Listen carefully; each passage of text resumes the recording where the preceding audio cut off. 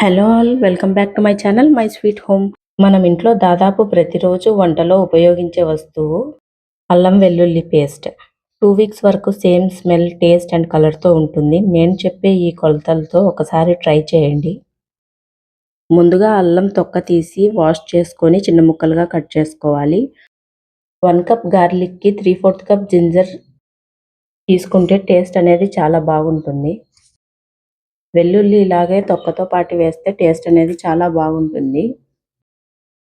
వెల్లుల్లి మనం పీల్ చేసి కూడా వేసుకోవచ్చు, కానీ ఇలా పీల్తో పాటు వేసుకుంటే టేస్ట్ చాలా బాగుంటుంది.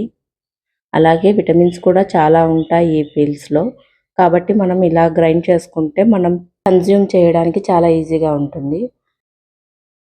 ఇలా గ్రైండ్ చేసుకున్నాక చిటికెడు పసుపు, కొంచెం ఉప్పు, అలాగే నూనె వేసి మళ్ళీ గ్రైండ్ చేసుకోవాలి. పసుపు, ఉప్పు, నూనె ప్రిజర్వేటివ్స్గా పనిచేసి త్వరగా పాడైపోకుండా చూస్తాయి. ఇలా గ్రైండ్ చేసుకున్న అల్లం వెల్లుల్లి పేస్ట్ని మనం 2 వీక్స్ వరకు సేమ్ స్మెల్, టేస్ట్ అండ్ కలర్తో ఉంటుంది.